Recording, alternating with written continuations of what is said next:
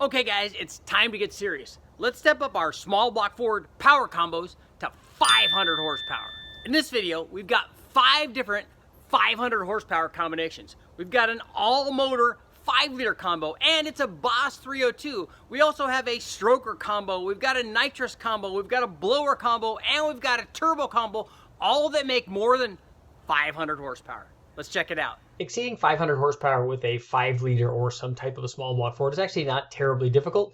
It's even possible with something that's only 302 or 306 inches, and we have that combination coming up, but we're going to save that one for last. It's a lot easier, obviously, to make this kind of power if you have displacement and or power adders, and in this case, we combine both. Although this was still a fairly mild combination, it was a 327-inch stroker 5-liter combination with a stock late model hydraulic roller block, but we did have a 3.25-inch stroke in it, and we had low compression on this one. This one was about 9-to-1.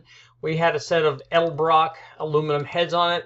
These were Victor Jr. heads. We had a very small cam. It was an Extreme Energy. It was even smaller than the 274 we normally run.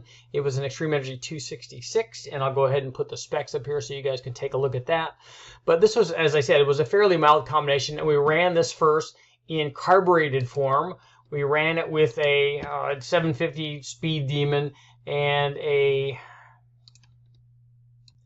dual plane carburetor, long tube headers. You know, the stuff that we normally do on this combination, because we were going to be installing the Holley or YN 174 supercharger on this thing. And that's exactly what we did. But we ran it naturally aspirated first, and this combination produced 391 or 2 horsepower naturally aspirated and 386 foot-pounds. As I said, fairly mild. It had a small cam in it. It had low compression. Here's what happened after we installed our supercharger. And if you take a look at the 400 horsepower video that's up, you can see that we ran the supercharger on a milder combination on a 302 with stock heads and stock camshaft, and it was in the 400 horsepower range. But in this combination, we easily exceeded 534 horsepower. Torque was up to 513 foot-pounds of torque, and there was even more power. This was at about 8.5 pounds. I'll go ahead and put the boost numbers up here, but there was more power to be had from this combination if we would turn the boost up. This was non-intercooled, although it did rely on having a carburetor to cool the charge air because it was drawing the fuel and air through the supercharger. So we had some charge cooling from the carburetor, but it would be nice if we cranked the boost up on this thing to actually have a little bit more charge cooling with some kind of intercooler sandwich between the blower and the intake manifold. But this is our first 500 horsepower combination. Let's get to number 2. Our next combination also combined a power adder and displacement. In this case, we had a 347-inch stroker, so that's a 3.4-inch stroke and a 4030 bore. Also, it was run in the factory 5-liter block, so since we're going to get over 500 horsepower, are we near the block splitting territory? I just haven't seen that happen on the stuff that we've run on the dyno, but I have seen it happen actually at the track. This combination was a flat top 347. It had the comp XFI 236 cam, which is a 579 lift, 236, 248 degree duration, and 114 degree lobe separation angle. Also had 1.6 roller rockers on it, an RPM air gap, and a 650 Holley XP carburetor with a MSD distributor. Again, always the long tube headers, the 1 3/4 hooker super comps. Run in this manner with the Brodex 210 CNC ported heads. This thing made 441 horsepower and 406 foot-pounds of torque. And here's what happened. Here's how we jumped this thing up over 500 horsepower. Very simple. Add 100 shot of nitrous, which is exactly what we did. And when we did that, the power output jumped to 568 horsepower. Actually, this this jetting worked very well. Let me check our description here and see if I have the jetting. Let's see. Yes, we had a 46 nitrous jet and a 40 fuel jet on the 100 horsepower. We retarded the timing down to 29 degrees. And this said, according to this X perimeter plate, that should be about 100 horsepower, but that's the jetting that we use, and that's the timing and stuff. Air fuel was right in the high 11s, 11.8 or so. And as I said, this combination, 568 horsepower. Torque was at 520 foot-pounds, but we did activate this thing fairly late. You can activate this thing as early as you want. You can activate it all the way down at 4,000 or even 3,500 RPM. A lot of guys will hit it like right off the line, and they do that too. Just remember that as you activate nitrous, if you add a 100 shot at 6,000 RPM, it does not add nearly as much torque or cylinder pressure as it does down at 3,000 RPM. So you have to pay close attention to detonation. You will want more octane if you're going to activate it earlier, and you want to reduce the timing probably a little bit more. Let's get to combination number 3. As much as we like displacement and power adders and combining those two, it's actually you're able to make 500 horsepower with just displacement, and we did exactly that. This was a 363-inch Dart SHP short block, and we installed basically good heads, good cam, and good intake manifold on it. We started out with a not quite as good head, and then we ended up with a really good set of heads. This combination had a Cam Research solid roller cam. It was a 725 lift, 254, 260 degree duration. This one we started out with a set of Dart Pro 1 170cc as-cast heads, a funnel web intake, and a 950 Holly. This had flat top pistons with valve relief, so we had enough room for our big camshaft, and we had the 1 3/4 headers on this combination. Lash, as we see here, set at 20 and 20 cold. We had 35 degrees of total timing, which is where this thing ran the best at. And run with the 170 heads, our 363 stroker, produced 510 horsepower, making it officially a 500 horsepower combination, and 472 foot-pounds of torque. But this combination had a lot more power left in it. So here's what happened when we replaced the 170cc heads with a set of 210 or 225 heads. Both those heads made exactly the same power. So these were full CNC ported Dart Pro 1s. And as you can see, the power jumped up a lot. It jumped up to 568 horsepower. Peak torque was up to 489 foot-pounds. And as you can see, compare from the small head to the big head, there was only a slight loss right here at 42 or 4,300 RPM, but basically gains everywhere else. This would definitely be an application where you would think that the cylinder heads would work well, and this combination did like the bigger heads. It wanted that extra flow, and it made lots of power, 568 horsepower. Let's get to combination number 4. This is a good combination, not so much for the specific components that we chose on this, but I think that this illustrates what's possible with a turbo 5-liter and with almost any combination of reasonable cylinder head, a decent camshaft, and an intake manifold. Heck, you could probably do this with the factory manifold. We've done that plenty of times before. But this particular combination was, you could use a junkyard short block. In this case, this one came from the guys at Marshall Engine, so it was a rebuilt one.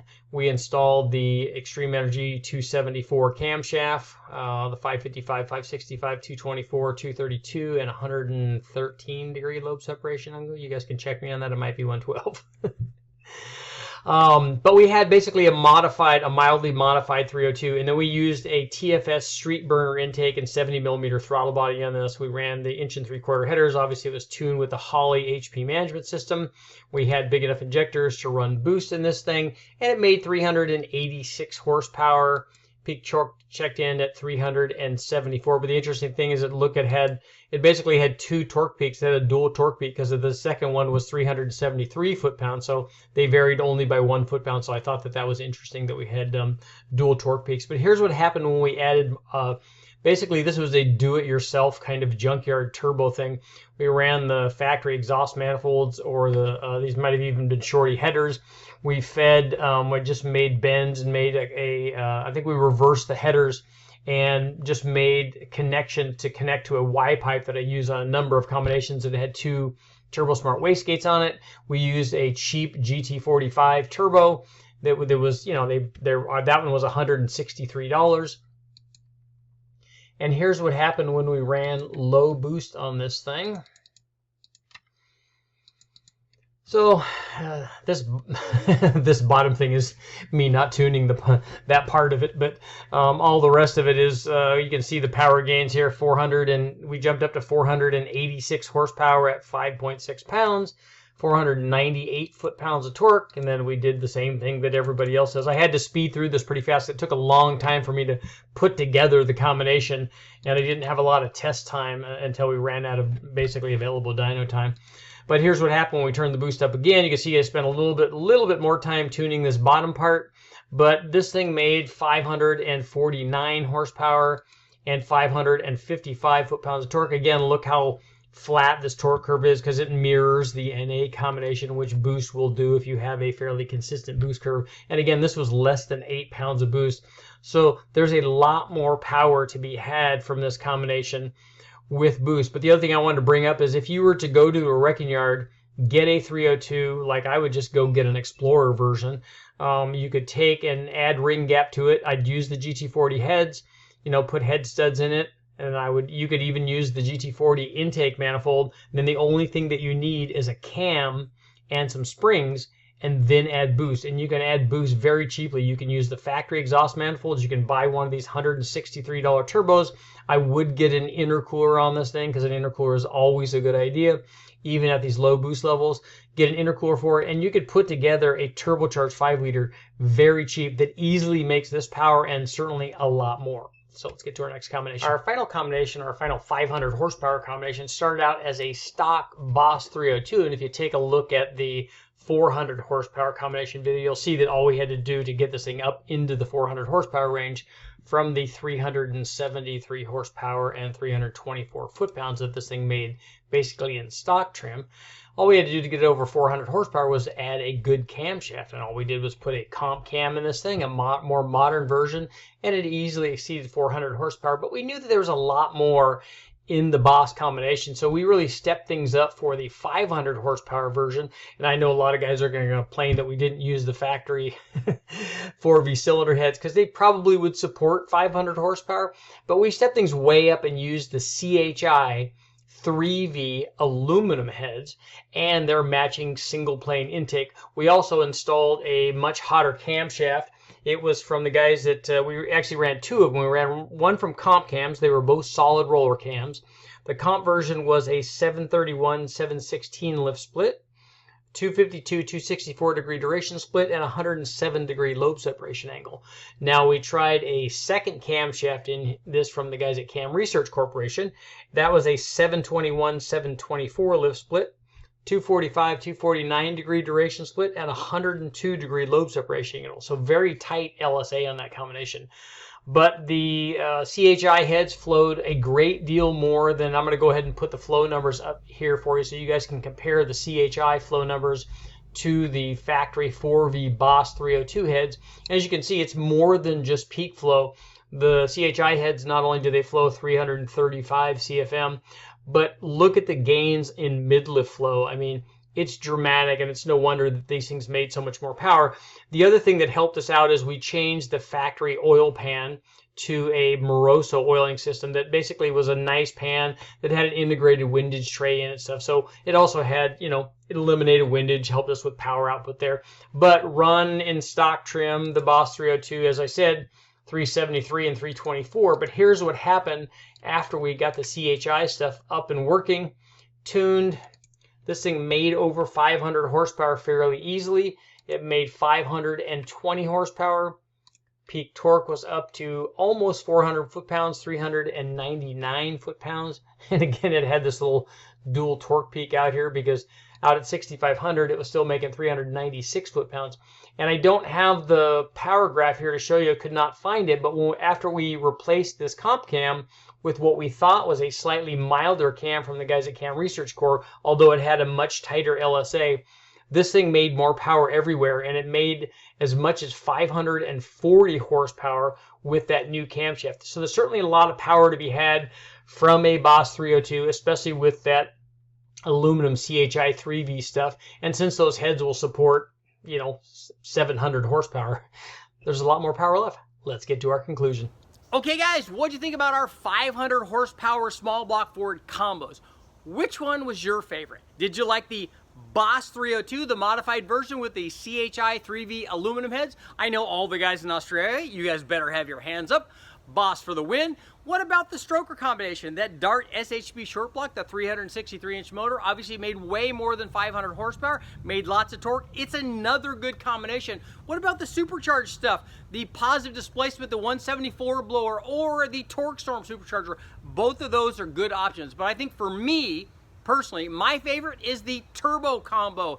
Go to the wrecking yard, get a 5-liter Ford Explorer motor, or even a 351 Windsor from a truck. Add a camshaft, springs, and boost, and away you go. Our merchant holder guys, thanks for watching. Make sure to like, share, subscribe, ring the bell. Obviously, since we've done the 2, 3, 4, and now 500 horsepower combinations, the next one coming up has to be 600. Keep watching, guys.